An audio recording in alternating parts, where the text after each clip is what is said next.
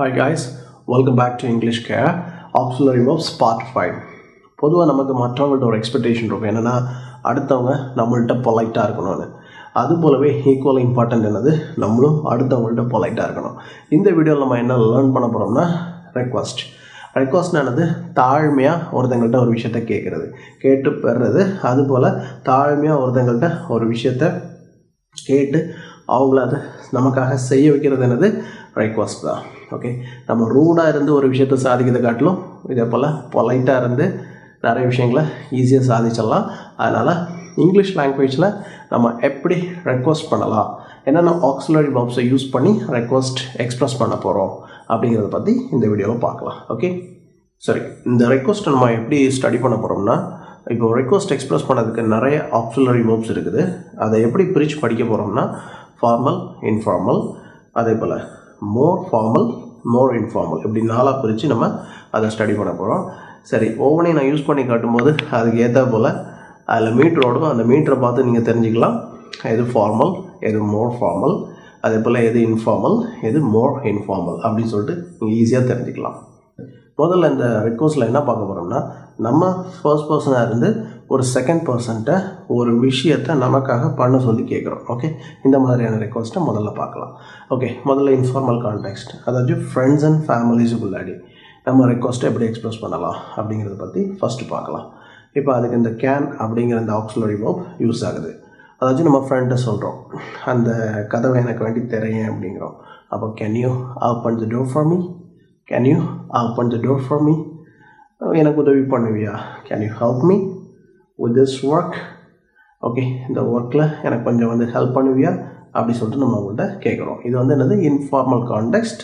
நம்ம ஃபர்ஸ்ட் பர்சனாக இருந்து செகண்ட் பர்சன்ட்டை தான் நம்ம ஒரு விஷயத்தை நமக்காக செய்ய சொல்லி கேட்குறோம். ஓகே, சரி, இப்போ நம்ம கேன் பற்றி படித்தோம், இன்ஃபார்மல் கான்டெக்ஸ்டில் யூஸ் பண்ணுறது. அடுத்தது வில் என்னென்னா மோர் இன்ஃபார்மல் சுச்சுவேஷனில் இந்த வில் யூஸ் பண்ணுவாங்க. ஓகே, இப்போ கேன் யூ ஹெல்ப் மீ நம்ம படித்தோம்னா, அதே போல் வில் யூ ஹெல்ப் மீ, அதே போல் எனக்காக இந்த ஒர்க்கை செய்ய, can you do it for me, அதே போல் will you do it for me. எப்படி வில் யூஸ் பண்ணுவாங்க, என்ன கான்டெக்ஸ்டில் யூஸ் பண்ணுவாங்க, மோர் இன்ஃபார்மல் சிச்சுவேஷனில் இந்த வில்லை யூஸ் பண்ணுவாங்க. ஓகே, அடுத்து பார்த்திங்கன்னா ஃபார்மல் கான்டெக்ஸ்ட். இப்போ ஃபார்மல் கான்டெக்ஸ்ட் அப்படின்னா என்னது, ஒரு ஸ்கூல்ஸ், காலேஜஸ், அடுத்து கவர்மெண்ட் அஃபீஷியல்ஸ், இவங்கள்ட்டெல்லாம் டீல் பண்ணும்போது என்னது ஃபார்மல் கான்டெக்ஸ்ட். ஓகே, அப்போ இவங்கள்ட்ட ஒரு விஷயத்தை நம்ம கேட்கும்போது இந்த would யூஸ் பண்ணிக்கிறோம்.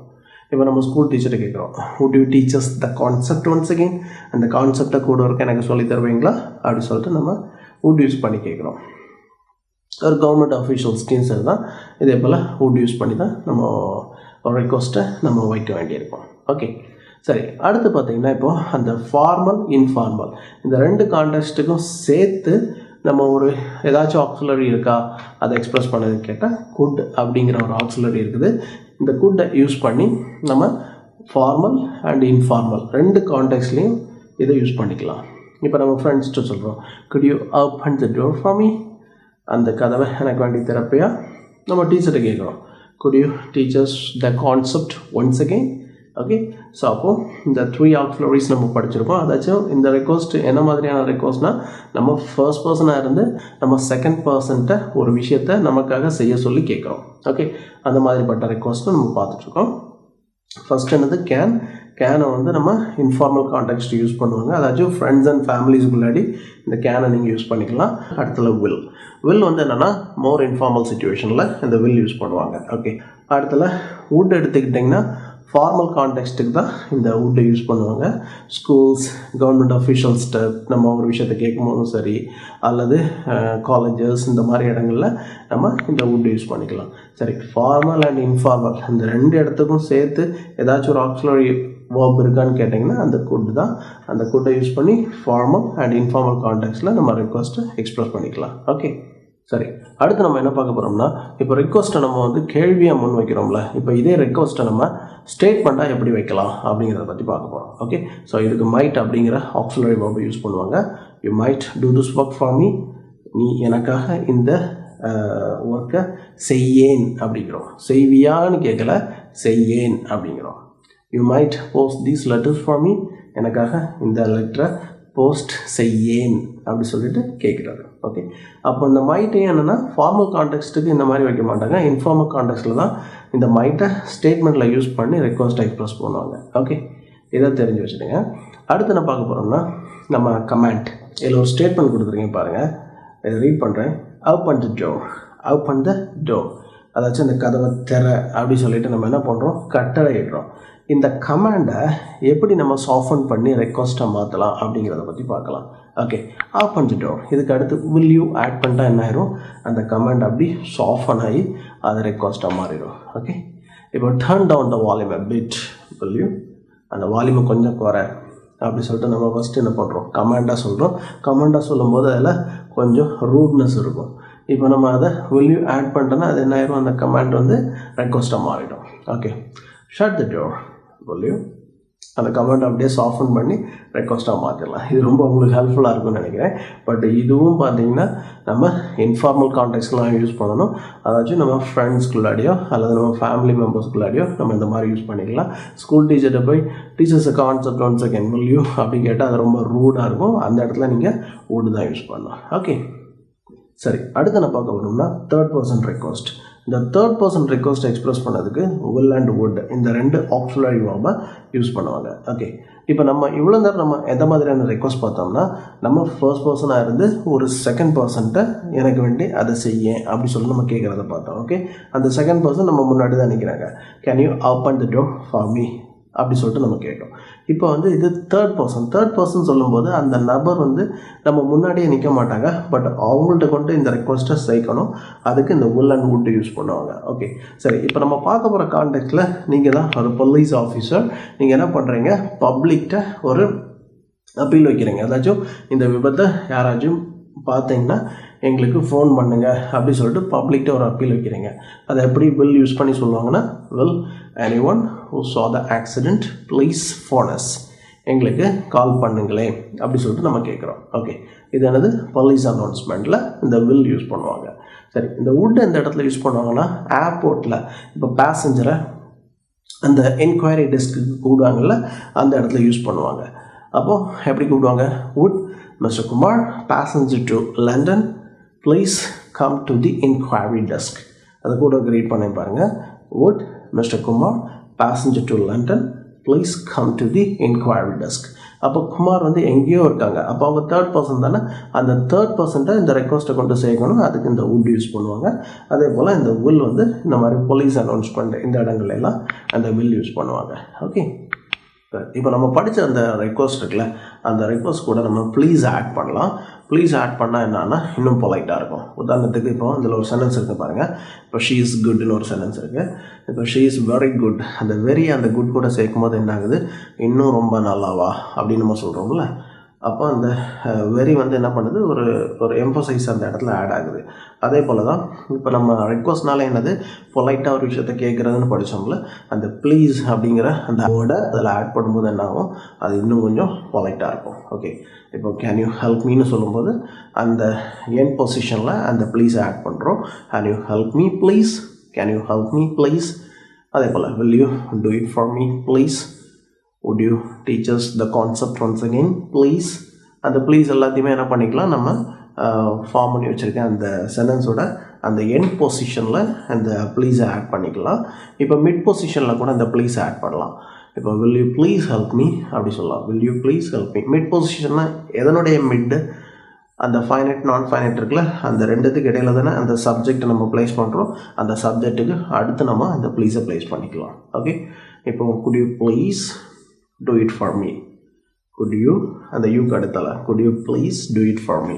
ஓகே, அப்போ அந்த ப்ளீஸ் அப்படிங்கிற அந்த வேர்டை எண்ட் பொசிஷனில் ப்ளேஸ் பண்ணிக்கலாம், மிட் பொசிஷனில் ப்ளேஸ் பண்ணிக்கலாம்.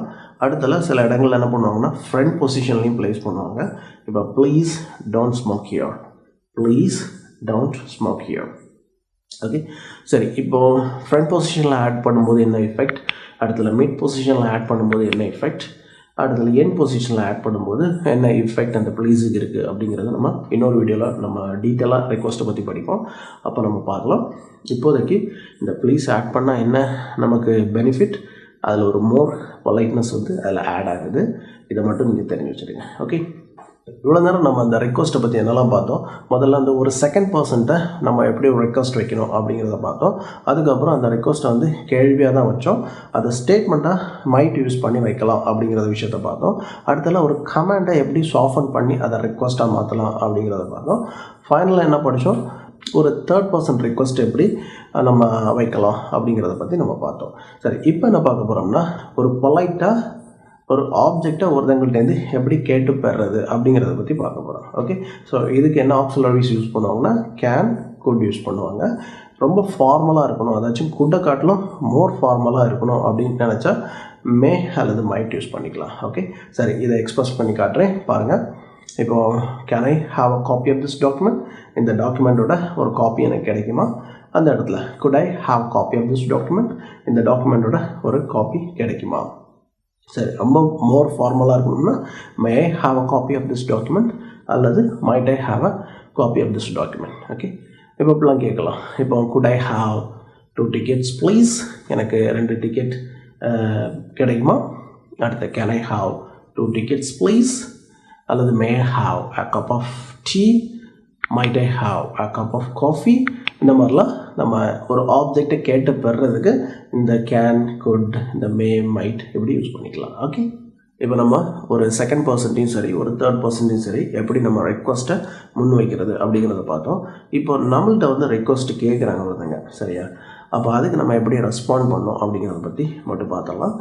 இப்போது கேன் யூ ஹெல்ப் மீ அப்படி சொல்லி நம்மள்கிட்ட வந்து கேட்குறாங்க. அப்போ நம்ம என்ன சொல்லுவோம், அவங்களுக்கு பாசிட்டிவாகிட்டு ஒரு பதில் சொல்லணும். அப்படின்னா எஸ் ஐ கேன் அப்படி நம்ம சொல்லலாம். Yes I can, tell me what I can do for you அப்படிங்கிறத பண்ணி நம்ம அந்த கான்வர்சேஷன் அப்படி கொண்டு போகலாம்.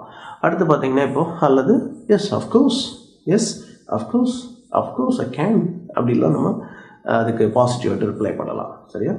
அல்லது ஷுவர் அப்படி சொல்லி கூட ரிப்ளை பண்ணலாம். ஸோ நிறைய விதங்களில் நம்ம இதுக்கு பாசிட்டிவாகிட்டு ரிப்ளை பண்ணலாம். சரி, இதை பேசிக்காக இந்த மாதிரி விஷயங்களை இந்த அஃப்கோர்ஸ் அண்ட் த ஷுவர்னு சொல்கிறது இதெல்லாம் நீங்கள் யூஸ் பண்ணி பழகிக்கிடுங்க. ஓகே, இப்போ வந்து ஒரு ஆப்ஜெக்ட் நம்ம கேட்டு பெறக்கூடிய இடத்துல இப்போ நம்மள்கிட்ட ஒருத்தவங்க கேட்குறாங்க may I have some water please அப்படின்னு கேட்குறாங்க. May I have some water please. அப்போ நம்ம என்ன சொல்கிறோம், அதுக்கு எஸ் அப்படி சொல்லிட்டு எஸ் ஹியர் யூ ஆர், இந்தாங்க. ஹியர் யூ ஆர்னா என்னது, இந்தாங்கன்னு சொல்லிட்டு கையில் கொடுக்கும்போது இந்த ஃப்ரைஸ் யூஸ் பண்ணுவாங்க, ஹியர் யூ ஆர் அப்படி சொல்லுது. இப்போ ரிக்வஸ்ட் நம்மள்கிட்ட கேட்குறாங்க, நம்மளால் அவங்களுக்கு அதை செய்ய முடியாதுன்னா நோ, வழக்கம் போல் நம்ம நோன்னு சொல்லலாம். கேன் யூ ஹெல்ப் மீ அல்லது good you lend me 500 rupees அப்படின்னு கேட்குறாங்க. ஐ ஹாவ் நோ மணி அப்படி சொல்லிட்டு no I have no money அல்லது no I don't have any money அப்படி சொல்லிட்டு நம்ம எதாவது ரீசன் சொல்லி அந்த நோக்கு ஏதாச்சும் ஜஸ்டிஃபை பண்ணுவோம். அப்படி தானே, ஏதாவது ரீசன் சொல்லி இப்படின்னு சொல்லிக்கலாம். அந்த நோ சொல்கிறது ரொம்ப ரூடாக ஃபீல் ஆச்சுன்னா I'm afraid not, I have no money, I'm afraid not, இந்த ஃப்ரைஸ் யூஸ் பண்ணிக்கலாம். I'm afraid not. Okay, so இப்படியாட்டு நம்ம என்ன பண்ணிக்கலாம், நம்மள்ட்ட யாராச்சும் ரெக்வஸ்ட் கேட்டாங்கன்னா அதுக்கு நம்ம இந்த மாதிரியான பாசிட்டிவாகட்டும் அல்லது நெகட்டிவாகட்டும் நம்ம இந்த மாதிரி அதுக்கு ரிப்ளை பண்ணிக்கலாம். ஓகே, நம்ம படித்தது எல்லாத்தையுமே ஒரு ரீகால் பண்ணிடலாம். சரி, நம்ம எப்படி இந்த ரெக்வஸ்ட்டை படித்தோம், ஃபார்மல், மோர் ஃபார்மல், அதே போல் இன்ஃபார்மல், மோர் இன்ஃபார்மல் அப்படி சொல்லிட்டு நம்ம அதை பிரித்து படித்தோம். சரி, இப்போ எல்லாமே என்ன காட்டுதுன்னா எல்லாமே பொலைட்டாக ஒரு விஷயத்த ஒருத்தங்கள்ட்ட கேட்குறத பற்றி தான் இந்த ரெக்வஸ்ட் அப்படிங்கிற விஷயத்தில் படித்தோம். இப்போது இதில் வந்து பார்த்திங்கன்னா அந்த ஃபார்மல், மோர் ஃபார்மல், அதே போல் இன்ஃபார்மல், மோர் இன்ஃபார்மல் இப்படி நாளாக பிரித்து எதுக்காக படித்தோம்னா அதில் வந்து அந்த பொலைட்னஸோட அந்த டிகிரி வந்து ஒவ்வொரு இடத்துலையும் கொஞ்சம் வேரி ஆகும், அவ்வளோதான். மற்றபடி இந்த 4ல் இருக்கக்கூடிய காமன் ஃபீச்சர் என்னென்னா எல்லாமே பொலைட்னஸ் தான் காட்டுது. பட் அந்த பொலைட்னஸோட அந்த டிகிரி வந்து கொஞ்சம் வேரி ஆகும். அதுதான் நம்ம இப்படி தனித்தனியாக பிரித்து படித்தோம். ஓகே, இப்போ உதாரணத்துக்கு இப்போ ஃபார்மல் அப்படிங்கிறது அது பொலைட் அப்படின்னு வச்சுக்கிட்டோம்னா அந்த இன்ஃபார்மல்ங்கிறது லெஸ் பொலைட்டாக இருக்கும். அடுத்தல மோர் இன்ஃபார்மல் அப்படிங்கிறது லெஸர் பொலைட்டாக இருக்கும். ஓகே, அதே போல் இந்த மோர் ஃபார்மல் அப்படிங்கிறது மோர் பொலைட்டாக இருக்கும். இவ்வளோதான் அதில் உள்ள சின்ன சின்ன டிஃப்ரென்ஸ். ஓகே, இப்போது ஃபார்மல் அப்படின்னு எடுத்துக்கிட்டிங்கன்னா உட்டு தான் ஃபார்மலாக யூஸ் பண்ணுவோம். இப்போ சில இடங்களில் அந்த குட்டும் யூஸ் பண்ணுறோம். என்னதான் இருந்தாலும் அந்த குட்டை காட்டிலும் உட்டுங்கிறது கொஞ்சம் பொலைட்னஸ் அதிகமாகிட்டே அதில் இருக்கும். மோர் ஃபார்மல் அப்படி சொல்லும்போது அந்த மே ஐ மைட்டைன்னு படித்தோம்ல அது வந்து என்னது மோர் ஃபார்மலாக யூஸ் பண்ண இடம். அடுத்தல இப்போ இன்ஃபார்மல்னு சொன்னால் கேன் யூஸ் பண்ணியிருக்கோம். அடுத்தல மோர் இன்ஃபார்மல்னு சொல்லும்போது வில் யூஸ் பண்ணியிருக்கோம். ஓகே, ஸோ இவ்வளோதான் என்னது நம்ம படித்த அந்த ரிக்வஸ்ட். இப்போ இது வந்து இன்னும் கம்ப்ளீட் ஆகலை. கம்ப்ளீட் ஸ்டடி நம்ம இன்னொரு வீடியோவில் நான் உங்களுக்கு பண்ணி கொடுக்குறேன். இது வந்து ஒரு ப்ரிலிமினரி லெவலாட்டு ஒரு தொடக்க கட்டமாட்டு நம்ம ரெக்வஸ்ட்டை பற்றி நம்ம கொஞ்சம் ஸ்டடி பண்ணியிருக்கோம். Okay, thanks so much for watching this video and still looking forward to the next one. See you later.